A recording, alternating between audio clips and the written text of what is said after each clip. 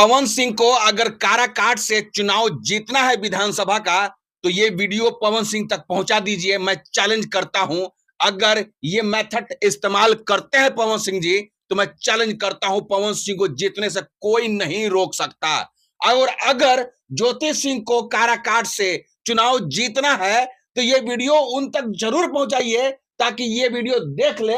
तो ये जो ट्रिक है, ये अगर लगा लें, तो मैं चैलेंज करता हूं ज्योति सिंह भी काराकाट से चुनाव जीत जाएगी। आप लोगों को मैं बता दूं कि विधानसभा का चुनाव पवन सिंह और ज्योति सिंह लड़ने के लिए पूरी तरीके से कमर कस चुके हैं, ये आप लोगों को मालूम होना चाहिए। लेकिन मैं ये भी बता दूं कि बहुत सारे लोग ये भी हैरान हो रहे हैं कि पवन सिंह और ज्योति सिंह एक साथ चुनाव लड़ रहे हैं, तो भाई मेरे कैसे होगा। तो मैं बता दूं कि लड़ सकते हैं, इसमें कोई दो राय नहीं है। पवन सिंह भी चुनाव लड़ेंगे काराकाट से और ज्योति सिंह भी। लेकिन मैं बता दूं आप लोगों को कि विधानसभा का चुनाव है, ये ना कि लोकसभा का चुनाव है। सबसे इंपॉर्टेंट बात ये, अगर विधानसभा चुनाव लड़ रहे हैं, तो जरूरी नहीं है कि सिर्फ काराकाट से ही। काराकाट का क्षेत्र डेहरी ऑन सोन भी आता है, नबीनगर भी आता है, दाऊद नगर भी आता है, और भी बहुत जगह आता है।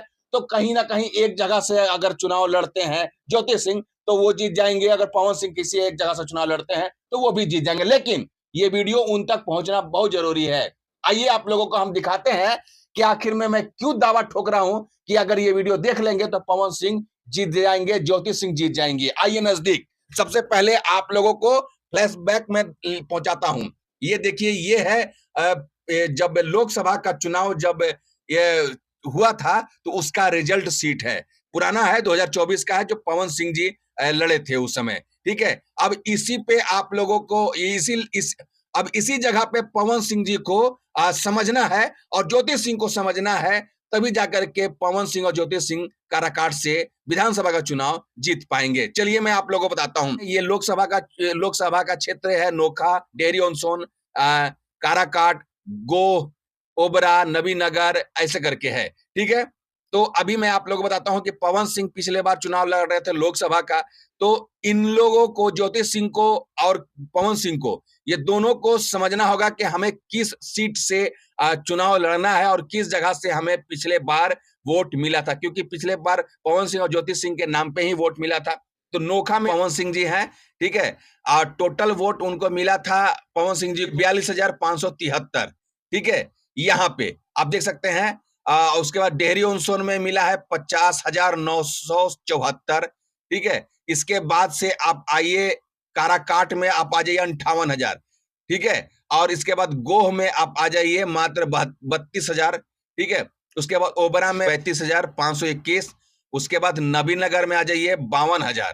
ठीक है, और उसके टोटल इनको मिला था 2,73,546। लोकसभा का है ये पूरा क्षेत्र मिलाने के बाद। चीज तो आप लोगों को दिखा दिया। अब पवन सिंह और ज्योति सिंह को ये चीज सोचना होगा कि मुझे किस जगह से सबसे ज्यादा वोट मिला था। अगर किसी पार्टी से अगर दोनों चुनाव लड़ते हैं, तो उनको ये प्रस्ताव रखना पड़ेगा पार्टियों के पास कि भैया मुझे इस जगह पे वोटिंग परसेंटेज ज्यादा है, तो मुझे इसी जगह से सीट दीजिए, टिकट दीजिए, ताकि मैं यहां से मैं निकाल पाऊं। और अगर टिकट नहीं मिलता है उस जगह से, तो निर्दलीय वो चुनाव लड़ेंगे, क्योंकि निर्दलीय ही ये सारी वोटिंग मिले थे। तो निर्दलीय भी लड़ेंगे तो वो लोग जीत जाएंगे। आइए आप लोगों को सबसे ज्यादा कहां वोट मिला था, सबसे कम कहां वोट मिला था, और किस जगह से इन दोनों को लड़ना चाहिए ताकि इन लोग जीत जाए। आइए नजदीक। अभी आप लोगों को मैं दिखाता हूं। सबसे पहले आप नोखा में देख लीजिए, 42,000 है, कुछ ज्यादा खास नहीं मिला है। डेहरी ऑन सोन में आपको 50,000 मिला है। अगर यहां से पवन सिंह जी अगर चुनाव लड़ते हैं, तो यहां से आराम से चुनाव जीत सकते हैं। विधानसभा का चुनाव है। ठीक है, अब काराकाट की बात करें तो काराकाट सबसे हाईएस्ट पवन सिंह को वोट मिला है 58,891। ठीक है, तो यहां पे अगर काराकाट से अगर पवन सिंह जी अगर खड़ा होते हैं, तो 100% पवन सिंह जी चुनाव निकाल सकते हैं। अभी आते हैं गोह की बात करें, तो गोह में खास नहीं है, ओबरा में भी खास नहीं है। ठीक है, नबीनगर में चुनाव अगर लड़ते हैं नबीनगर से पवन सिंह जी, तो 52,703, यहां से भी आराम से चुनाव पर निकाल सकते हैं। लेकिन अब बात कर लेते हैं ज्योति सिंह की बात। तो ज्योति सिंह और पवन सिंह दोनों एक पहलू के एक सिक्के हैं। ठीक है, तो अगर मान लेते हैं पवन सिंह जी, ये जो पवन सिंह जी हैं, ये पवन सिंह जी मान लेते हैं सपोज डेहरी ऑन सोन से खड़ा होते हैं, या फिर काराकाट से खड़ा होते हैं, तो पवन सिंह जी तो निकाल लेंगे, डेहरी से भी निकाल सकते हैं और काराकाट से भी निकाल सकते हैं। लेकिन अगर वही नबीनगर से अगर खड़ा कर दिया जाए ज्योति सिंह को, तो 52,703 पवन सिंह और ज्योति सिंह के नाम पे वोट मिला था।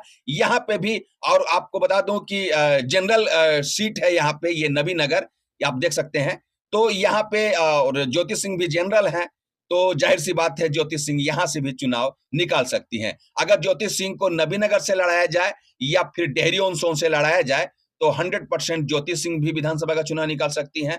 अगर पवन सिंह को काराकाट से लड़ाया जाए और डेहरी ऑन सोन से लड़ाया जाए, तो 100% पवन सिंह जी भी निकाल सकते हैं। मतलब साफ है, आप लोगों को मैं बस इतना ही कहना चाहता हूं कि पवन सिंह हो चाहे ज्योति सिंह हो, उनको ये समीकरण निकालना ही पड़ेगा और बताना ही पड़ेगा और देखना ही पड़ेगा कि मुझे पिछले लोकसभा का चुनाव में कितना वोट मिला था और कहां से वोट मिला था और सबसे कम वोट कहां से मिला है।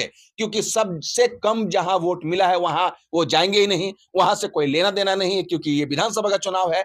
सिर्फ और सिर्फ विधानसभा का जो क्षेत्र आता है उस जगह से सीट मिलेगा, इन दोनों को अलग अलग जगहों से सीट मिलेगा। तो अगर मान लेते हैं ज्योति सिंह को नबीनगर से मिल जाता है या डेहरी ऑन सोन से मिल जाता है, तो वहां पे वोटिंग परसेंटेज पवन सिंह और ज्योति सिंह का बहुत हाईएस्ट है। मतलब कि उनके फैंस फॉलोइंग भी बहुत अच्छा है, अच्छा खासा वोट उनको भर भर के मिलेगा और शायद ज्योति सिंह वहां से निकाल सकते हैं। रही बात पवन सिंह जी का, तो पवन सिंह भाई ब्रांड है, भोजपुरी इंडस्ट्री के पावर स्टार हैं और उसी वजह से उनको निर्दलीय उम्मीदवार के हिसाब से 2,73,000 समथिंग लोकसभा का चुनाव में वोट मिल गया था। फर्स्ट टाइम वो चुनाव लड़े थे पवन सिंह जी। तो जाहिर सी बात है, अगर किसी एक सीट से अगर लड़ना हो, विधानसभा का चुनाव लड़ना हो पवन सिंह जी को, तो जाहिर सी बात है अगर काराकाट से भी अगर चुनाव लड़ते हैं तो वो आराम से निकाल सकते हैं। ये है रियलिटी। अगर ये वीडियो आप लोगों को पसंद आई होगा और समझ में आया होगा तो कमेंट करिएगा, और अगर नहीं समझ में आएगा तो फिर से आप लोगों के सामने ये वीडियो रखूंगा। तब तक के लिए दें हमें इजाजत। जय हिंद।